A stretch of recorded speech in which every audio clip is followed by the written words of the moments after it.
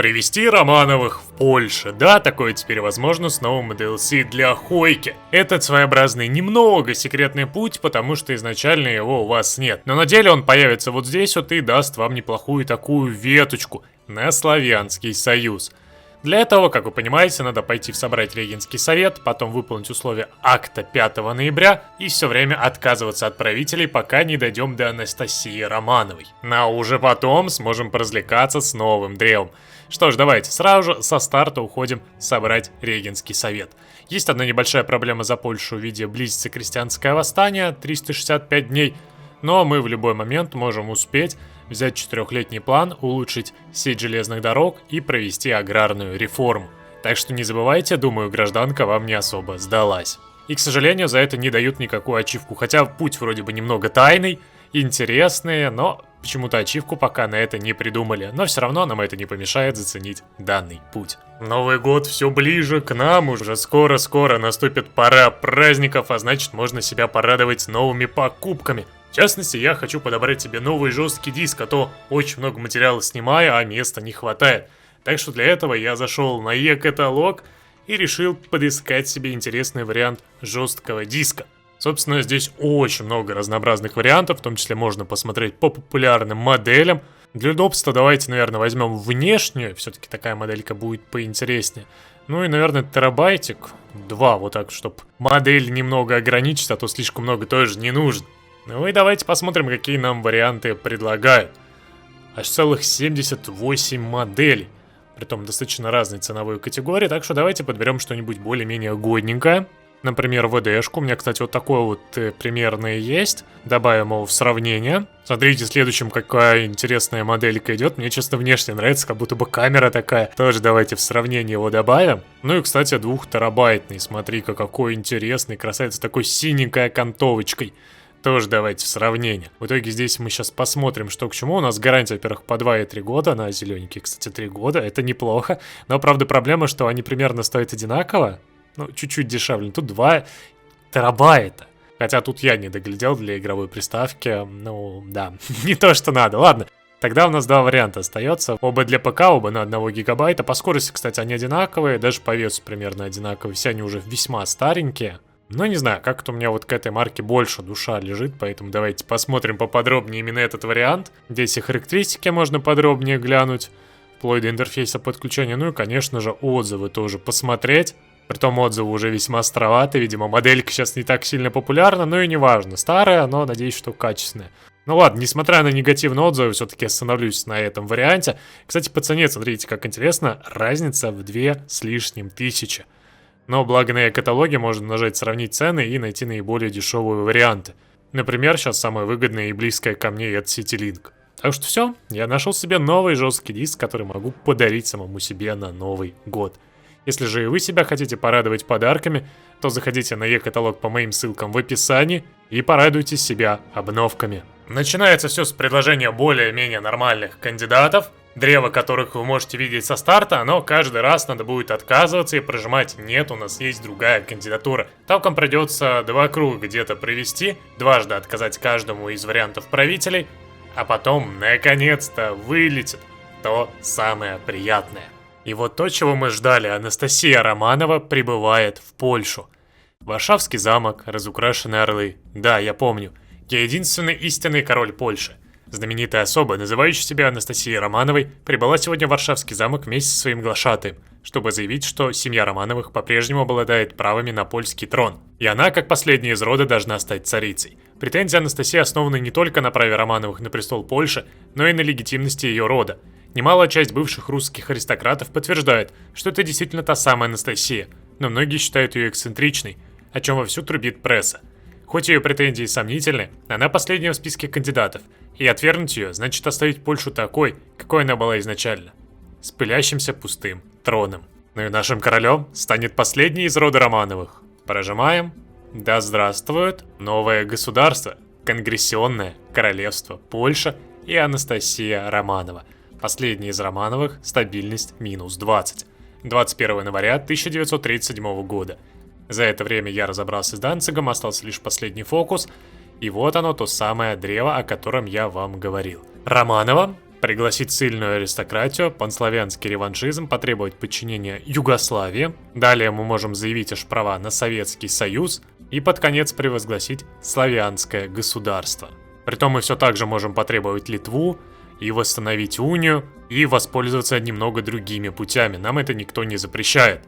То есть у нас появляется несколько фокусов, немного свой уникальный путь, и возможность в итоге создать Славянский Союз, если мы с вами разберемся с Советским Союзом. Притом нам даже не обязательно до конца капитулировать Советский Союз. Если у него просто капитуляция больше 50, и мы взяли ключевые города, то мы просто уже станем называться Славянским Союзом, и все земли станут нашими национальными. Да, вот такой вот нелегкий путь, но постараемся по нему пройтись и выйти победителем. С нашей новой правительницей. Романовы живы, хоть и зажаты между молотом и наковальней в лице Германии и Советского Союза. И, кстати, мировое событие: Конгрессионное королевство Польша коронует монарха, дочь Николая II. Да здравствует, я думаю, королева все-таки, но ладно, у нас тут почему-то король. В итоге мы с вами приглашаем теперь русских аристократов, обещаем им титулы в обмен на их одобрение нашего правления. Ну и естественно, чтобы они признали Анастасию реальной наследницей Николая. Вот так вот легко достаточно купить людей, и стабильность станет лучше, большая часть народа станет нас поддерживать. Самое интересное, конечно, что нам доступно сейчас потребовать Литву, но по описанию здесь как будто бы король Павел берет, а не наша Анастасия. Ну ничего не поделаешь, Литву я все-таки хочу, новые земли нам не повредят. Требуем Литву, ждем ответа. Даже если они откажутся, то нам никто не помешает просто на них напасть, так что понадеюсь, что все-таки они согласятся. Ну и все же, пора нам заняться приятным делом и интегрировать гданьскую промышленность. А то как-то, знаете, жить с экономикой под действием эмбарго немножко грустно. Ну и Литва соглашается, отлично. Уния возродилась. Все забрали под себя, даже их армию. Раз Литва согласилась, то следом давайте потребуем Словакию. Как раз 500 тысяч у нас есть. Я бы, конечно, хотел потребовать еще и губернию Ливонию, Эстонию с Латвией, но нам пока народу не хватает, надо будет сейчас призыв повышать для этого дела. Ну а потом постепенненько хочу уходить в подчинение Югославии. Мне просто интересно, если у нас будет и Югославия, и Словакия, то как мы будем добираться до этих земель через Венгрию? Вот это, конечно, хороший вопрос. Ну ладно, посмотрим, к чему все это приведет. Дожидаемся. Потребовать Словакию. Сработало? Ой, Чешская Республика соглашается. На самом деле, я надеялся, что они откажутся, и при таком раскладе мы сможем с ними повоевать, потому что у них армия маленькая, мы бы могли их легко разбить и захватить. Но вот, здрасте, они просто взяли и согласились. Ну что ж, в принципе, это неплохо, мы немало промышленности здесь сейчас получим. Да и немец в будущем, извини меня, судьба Чехословакии, конечно, прожмет, но только Чехию-то и заберет. Неплохо, наша Польша во все стороны так активненько расширяется. Но мы с вами давайте, панславянский реваншизм. Надо уже постепенненько выходить к Югославии. В итоге я решил, что без прямой границы на Югославию влиять будет странно, поэтому сначала давайте-ка нападем на Венгрию, благо пока гарантия не кидает, надеюсь, что и не кинут. Я поэтому беру пока инвестиции в Восточную Польшу, а потом придется еще фокус дней на 35 взять, а потом уже можно влиять на Эстонию и Латвию, а также требовать подчинения. Потому что если я начну сейчас еще и требовать эти земли, то велик шанс, что на Венгрию гаранты кинут, поэтому пока посидим мирненько, я хочу и там успеть. А пока самое время поукреплять промку, а то уже 1,5 года, чуть больше, и немец в гости придет. Готово, можем залетать спокойненько на Венгрию, погнали. Наша армия готова. Давайте сразу вынужденную атаку даже врубим, чтобы быстренько пробиться ко всем победным территориям. Сразу в Будапешт зайти. Отлично, захватили тем самым узел. Он сейчас как раз пойдет снабжаться нормально. Ну и сами тоже дальше в бой движемся. Можно сказать, это уже почти победа. Все. Сейчас еще печь забрать. Она наша. Поздравьте нас. Ну и все. Давайте Венгрию сделаем марионеткой. В принципе, мало что поменялось. Все тот же самый Хорти, только он под нашим контролем. И он, к сожалению, не может выдвигать претензии, но ничего страшного. Зато он не уйдет к немцам и будет за нас. Ну и немножко опыта армии нам тоже не повредит. А также, наконец-таки, граница с Югославией, на которую мы также можем теперь надавить. Получаем сейчас цели на войну. Еще денечек. И погнали. Латвия. И сразу же Эстония. Пока никто сюда, естественно, не накидал гаранты. Ну и пока у нас идет это противостояние, потребуем подчинения у Югославии. Мы уже на границе с ней, так что я надеюсь, что это на нее повлияет. Ну и вдобавок давайте все-таки улучшим отношения. И может быть стоит даже создать с ними будет альянс. Не могу создать, к сожалению. Грустно. Так бы можно было бы создать альянс и попытаться еще и договориться. Но, видимо, не судьба. А пока в атаку. Как видите, даже особых проблем не испытываем. Очень легко выбили латвийскую оборону, сами идем к победным территориям, Ригу захватываем. А даже захвата Риги не хватило, ух ты ж.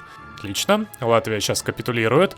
Забираем ее полностью под свой контроль. Ну и движемся далее. Осталась Эстония. Войск у нее тоже не так уж и много, 4-15 дивизий, так что мы сами должны достаточно быстро справиться. Пытаются нас сдержать, но это кавалерия. Извините, уж против польской пехоты эстонская кавалерия, это смешно. Так что погнали вперед. Со всех сторон, смотри, зажаты. Эстонцы пытались, но нет. Все, Таллин окружен, он в котле. И мы его закрываем. Поздравьте. Это победа. Эстония тоже наша. Зачистили северные земли, ну и теперь у нас конгрессионное королевство Польша выглядит весьма неплохо. Правда, мы не можем реформировать унию. Ну и вдобавок к этому мы и восстановить унию тоже не можем, потому что тут еще нет 50% подчинения, и сомневаюсь, что в скором времени оно будет. Чуется, нам придется в весьма тяжелой ситуации противостоять немцам, так еще и советам. Югославия отказывается, ну да, значит быть в войне, тут уже ничего не попишешь. Объявляем войну, получаем Румынию. Это, конечно, тяжелое дело, с учетом того, что у нас банально-то войск не так уж и много. Дивизия у нас 54 против аж 30 почти Югославии. Сейчас еще у Румынии примерно столько же будет. Но ничего с этим добром не поделаешь, придется идти в атаку. Кроме того, давайте попытаемся еще и здесь в атаку пройти. Норм. Спасибо за регион, который и так уже наш. Нам его, правда, пообещали сделать национальным, но что-то как-то не пошло, да, дело. Проходим здесь вовнутрь. Бежим вглубь Югославии. Несмотря все-таки на некоторые сложности, мы продолжаем идти вперед. Сейчас у нас тут еще авиация вылезла. Отлично. Тут нет почти ничего. Ну-ка, тогда давай-ка пополам. Все, преимущество есть. Сейчас с авиацией нам будет намного попроще. А вот с румынскими границами, я думаю, временно придется приостановить атаку. А то мои войска здесь весьма сильно истощаются. Зато вот здесь все хорошо. Мы продвигаемся. Я надеюсь, что в скором времени пробьемся в важные точки. Белград сейчас заберем. Югославия уже наполовину капитулировала. Кроме того, мы здесь реализовали котел. В итоге взяли еще один уровень доктрины, как раз хороший на защиту и организацию. Югославия уже почти продавлена, мы не так уж и много людей потеряли. Нам еще, конечно, победных территорий надо немало захватить, но, в принципе, уже шанс хороший. Заявили претензию на Россию, теперь у нас, смотри, последний Романов, прям одни бонусы и на ставку, на поддержку войны, на плюс политики. Можем теперь потребовать помирания у Германии, но, я думаю, нам скажут, немного ли вы хотите? Так что давайте, наверное, план Запад. Будем сейчас укреплять границы с немцами. Потому что выбора особого больше нет, скоро немец пойдет на нас, так что мы должны быть готовы. Все, 2020, Югославия скоро капитулирует. Хотя не так-то это легко, и меня здесь даже в котел взяли. Ух вы какие. Ну-ка, успел котел раскрыть, но взяли другую победную территорию. Эх вы, зараза, Все, победа. Югославия полностью наша. Ну и давайте, Сербия, Словения, Хорватия, Босния и Герцеговина, Черногория и Македония. Готово. У нас теперь очень много марионеток на Балканах. Выделили здесь братские народы, которые, надеюсь, будут развиваться, улучшать инфраструктуру и развивать данные земли под нашим, конечно же, управлением. Ну что ж, теперь все войска переводим на Румынию. Надо будет разобраться с ней. Это дело тоже весьма нелегкое, но я думаю, мои солдаты бравые справятся с такой работой. Самое приятное, как мы начинаем прорывать здесь, в Молдавии. Дошли как раз до равнин. Здесь уже врагу достаточно сложно нас сдерживать. Ну а мы же с вами берем план Запад и начинаем застраиваться. Оборонительный план. У нас даже 7-й уровень укрепления в Западной Словакии есть. Это неплохо. Но самое важное сейчас вот этот вот район укрепить. Все вот это вот добро хотя бы 2-м уровнем сделать. Немец прокачал судьбу Чехословакии, и ничего не изменилось. Немец, зачем тебе она была нужна? Надеюсь, что ты сейчас не на нас претензии берешь. Подожди. Румыния улучшает отношения с Германией. Румыния надеется на поддержку от немцев. Ну что ж, идея на самом деле неплохая. А я продолжаю давить. Притом через горы, там, где снабжения мало, но неважно. Хоть мы и теряем людей, мы получаем опыт, который сейчас можно активно тратить на армию. Бухарест пал. Все. Да, Румыния? Нет, еще 1%. Ладно. Сейчас, может быть, Град заберем. Я надеюсь. Галат спал, все. Румыния тоже наша.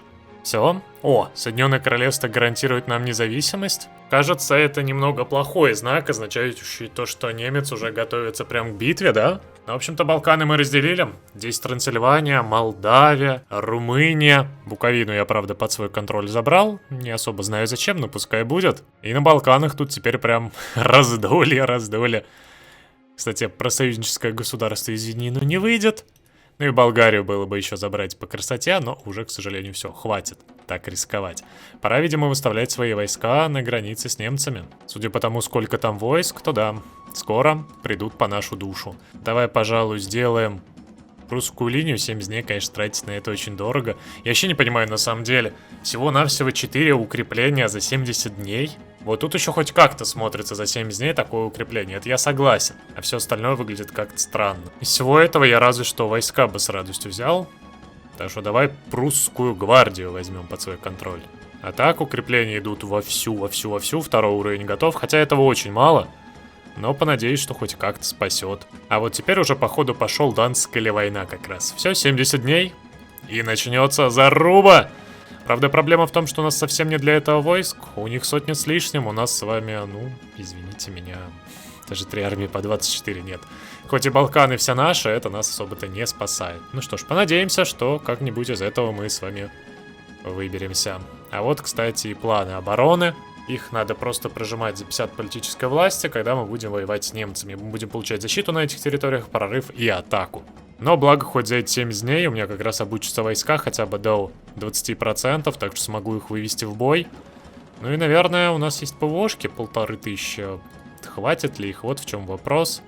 Я хочу их засунуть сюда, да, хватает, чтобы хотя бы против самолетов у нас еще была возможность как-то поиграть. Ну а по снабжению, конечно, не все прекрасно.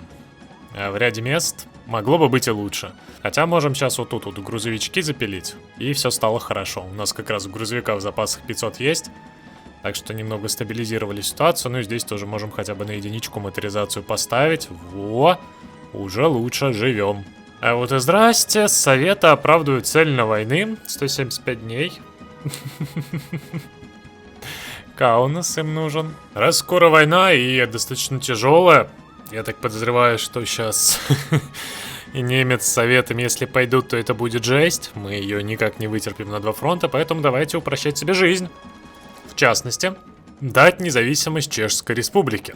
Все-таки это славяне. Славяне, значит дадим им свободу. А сами же ужмем себе фронт, и нам придется намного меньше территории застраивать и защищать. Вот Данцик или война. Данцик останется Гданьском. Тут как бы выбора нет, Италия авось. Связи наращивает. Ну а мы сами ждем. Немец явно скоро пойдет в атаку. Хоть у нас и оборона хорошая, но толку от этого не так уж и много. Он сейчас как рванет и будет пытаться нас побеждать. Ну а мы пока в обороне постоим. Ну а так, нам выдали 3 дивизии ветеранов. Это всего-навсего 12 габарита. О, да. Ну ладно. Может быть, где-нибудь пригодятся. Вступаем сразу же в союзники. Ну а что тут тянуть? И кстати, немец, а ты что это какой? Пассивный какой-то. Даже немного странно. Так, немец пошел в атаку. А раз такое дело, то будем его ловить на контратаках, выдавливать. Есть шанс сейчас до Кашалина дойти. Здесь мы взяли плацдарм. У немца, кстати, с снабжением, смотри, проблемы начинаются небольшие. Но и у нас тоже с снабжением, конечно. Проблемки лютые. Не хватает его, не хватает. Но пока есть, надо пользоваться моментом, так что погнали в атаку. Давайте призыв побольше, а то людей уже мало. Здесь пока мы сдерживаем, у нас есть шанс еще под Штеттином котел сделать. Под Берлином все неплохо. Ну, не считая того, что нас пытается. Да, под Штеттином котел есть. Падение Берлина 28 июля 1939 года. Польские войска захватили Берлин. О да, о да. Все по истории, все по самым невымышленным источникам. В итоге у немца 78-140 дивизий, кстати, почти как у нас. Ну, не знаю, мне показывает, что можно им атаку прописать. Но я очень боюсь этого, что сейчас начну, и мои войска начнут убиваться. Хотя, с другой стороны, вот здесь вот по одной дивизии. Может быть, все-таки попытаться. Кроме того, мы почти закрыли Кёнигсберг. Может быть, попытаться и рвануть? Но, правда, опять же, проблема в том, что у меня невынужденные атаки стоят, поэтому толку от них весьма мало. Давай, вынужденные. У меня, кстати, там сейчас армия освободится. О, вот это, кстати, хорошее дело под Кёнигсбергом. Все. Это котел, ура! Мы Кёнигсберг закрыли, ребята. Мы Кёнигсберг взяли, ура! Под Берлином расширяем наступление, все. Давай, давай, давай, давай, родименький, быстрее, доешь эти 7 дивизий, доешь. Теперь эту армию также прикрепляем сюда. Думаю, такой армады вполне себе хватит. Кроме того, по производству, наверное, надо арту выставить. И все-таки я Гамбург возьму. Несмотря ни на что, хочу взять Гамбург, пока есть шанс. Судетские стрелки, ну-ка. Ай, заразы! Успели сдержать, смотри, успели в Гамбург привести дивизию. Но все-таки я... Нет, нет, нет, зачем ты начал атаковать дальше Гамбурга? Фух, ладно, все, они вроде бы перестали атаковать. Хорош, хорош. Так, ладно, у нас есть граница, у нас есть шансы. У нас есть шансы. Сколько у нас там времени с Советским Союзом? 42 дня. Добить немцев за 42 дня будет нереально, хоть мы наполовину их уже капнули. Потому что, ну вот тут не идут в атаку. Здесь тоже французы кое-как выигрывают. То есть нам придется как-то обыгрывать Советов. Я не хочу выделять Литву. Но без этого у нас не будет шанса на победу, потому что мне даже войск не хватит. Ну ладно, что не сделаешь ради победы. Литву я все-таки, пожалуй, в скором времени выделю. О, немец стал сам нас атаковать, серьезно? Ну да ладно. Я не особо понимаю, какой смысл немцу атаковать меня сейчас, но раз это он делает, то немец лови контратаки. И, кстати, он как-то весьма рьяно тут не защищается. Пускает нас. Зря ты так. Первая территория, Литва, дать независимость в качестве марионетки. Никакого оправдания больше. Ну, как бы, Литва наша, все норм. Немец пытается пробить эту армию, которую мы выставили. Не, немец, там вполне себе хорошая дивизия, даже горнострелков в том числе, так что там у тебя шансов нет. А нам зато показывают, что шансы здесь на прорыв большие. Хотя да, все будет, просто надо подождать было. По первой атаке пошли ужасно, а чуть попозже и все нормально, все прям успешно. То есть они теперь пошли на территории Прибалтики. Вот да, сейчас мы так освободим Беларусь, освободим Украину. И только лишь благодаря этому мы выживем против Тигра с Востоком. Ну, видимо, да, такова судьба. О, расход припасов минус 10, проникающий штурм, давай. Сейчас самое время, как раз мы очень много припасов едим. О, я тоже могу в ответочку пойти в атаку. И знаешь ли, вполне себе прикрыть. Ну-ка. Все, прикрыли. Итого мы имеем 750 тысяч потерь у немцев. У нас вклад 48%, лишь британцы, видите ли, внесли 36 благодаря оккупации. Мне интересно, где у них эта оккупация. А, Италия. То есть оккупация Италии им дала очков не меньше, чем оккупация нам Германии. Ну, равносильно, по-моему, не поспоришь. Еще одна атака. Кстати, советы могут без проблем повлиять на моих вассалов, так-то попросить у них ультиматум в будущем, поэтому не думайте, что я идеально защищен, вот здесь вот, скорее всего, они меня в любом случае смогут пробить. Немцы, конечно же, отказались вступать в землю, но ничего не поделаешь. Жалко, что нам претензии, кстати, не дают как таковые. Давай все же призовем Венгрию и проверим, сможем ли мы тут вообще пробиться. Просто это самый ближайший путь до Вены. Отлично, мы сейчас возьмем Вену. Давайте со всех направлений туда. В бой, в бой, в бой. Все, Вена пала. Немец явно не ожидал такого удара, но он его получил. И еще немножко до победы. Кстати, он начинает убиваться об мои войска. Молодец. А нам же, пожалуй, пора прекратить атаки. Миссия Бермонта. Что за Казацкая республика у нас теперь? Видимо, ее нет. Она как бы есть, но как бы не для нас, да? Жалко, было бы неплохо посмотреть все-таки, что она под собой подразумевает. У нас же с вами лишь остается только провозгласить славянское единство. Все, у немцев уже не хватает снаряги. У них и промышленность, извините меня, даже меньше нашей. И они начали зачем-то убиваться. Что ж, это хорошее дело. Мы немного подождем перед тем, как идти в контратаку, а то я уже очень много людей положил в этом противостоянии. Ну и по поводу высадок советов, она была здесь под Гданьском, я ее закрыл. В итоге советы 47 тысяч потеряли. Правда, засчиталось это почему-то Франции. Ну, ладно. Советский Союз требует Бессарабию... Завоевание против государства Королевства Румыния. Интересно, что не против Молдавии. Да нет, мы, собственно, не отдадим землю. Что? Мы были против, а Румыния уступила. Что, простите? А зачем тогда было у нас спрашивать? И Румыния отвергает требования Советов.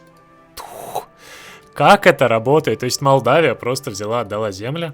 Бедные французы. Страдаете. Вас предала Молдавия. Берем мастера снабжения, минус 15, кстати, сразу же. И погнали в атаку. Немец здесь ослабил границы. Конечно, не везде, да, это понятное дело, но местами мы сейчас неплохо так пройдемся вперед. Как я вижу, под Мюнхеном уже нет особой обороны, поэтому погнали в атаку. Собственно, даже в Мюнхене в самом нет обороны. Спокойненько его забираем. Ну и немец 1%. То самое неприятное чувство, когда остается 1%, и попробуй его теперь добери. Хотя вот здесь вот победные территории, там победные территории. Может быть, нам сейчас повезет, и мы понемножечку его выбьем. Ну что ж, 17 января 1941 года немцы капитулировали от атаки польских романовских дивизий. Давайте добьем теперь итальянцев, которые в котлах. Ну и нам надо выставлять войска на границу. Италия уже готова в скором времени ринуться и, наверное, помешать нам здесь. Но мы ее перекроем, пойдем сами в атаку и попытаемся ее также вывести из противостояния. Надеюсь, у нас это выйдет. И что, серьезно?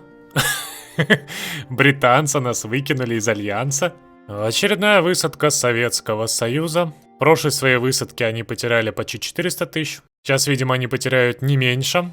Раз за разом они пытаются это сделать зачем-то, не жалея своих солдат, захватить эту жалкую Польшу. Видимо, их не очень радует, что сама Анастасия Романова правит нами. Добиваем почти полностью Италию, остается 10%. Здесь хороший котел под Турином.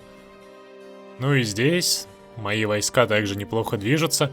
Взяли Неаполь, продолжаем двигаться дальше, дойти бы до Палермо. По вкладу уже должно быть под 60%.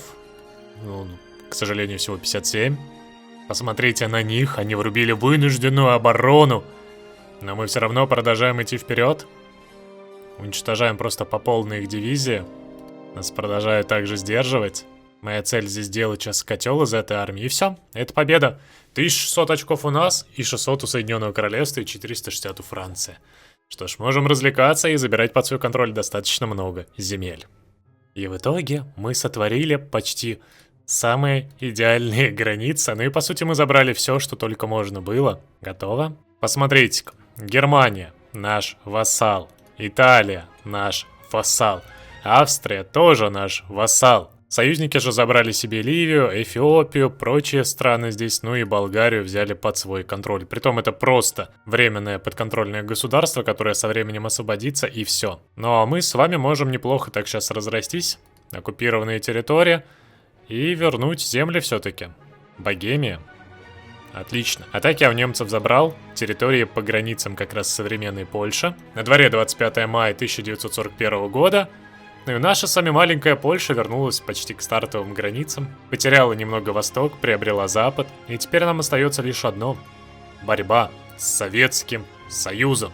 С очень мощной и сильной державой, которая так легко, конечно же, не будет сдаваться, а усложнит противостояние малое количество дивизий у нас с вами, кроме того, плохое снабжение, ибо нам придется с большим-большим трудом пробираться дальше на границы Советского Союза. Но, несмотря на все это, у нас создан хороший, сильный центральный блок. Нам удалось законтролировать большую часть Балкан, Италию и Германию. Так что Польша под управлением Анастасии Романовой вполне себе способна не просто выжить, но и победить и сделать в скором времени Славянский Союз. Так что если вам интересна дальнейшая тема борьбы с Советами, продвижения до Москвы и воссоздания Славянского Союза, то поддерживайте данный ролик своим лайком, комментом и, конечно же, подписывайтесь на канал.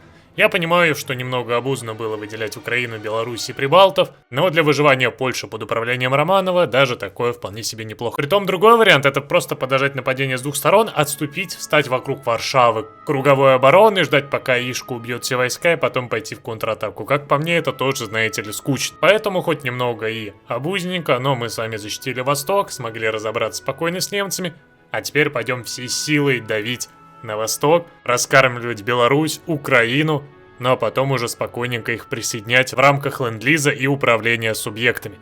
И, кстати, да, если вы могли заметить, то мы играем с вами на Ironman и с историческим фокусом. Надеюсь, мы справимся с этим делом. Все же немцев мы с итальянцами же уже разгромили. Правда, и потеряли на это примерно 2 миллиона солдат. Такое вот тяжелое противостояние.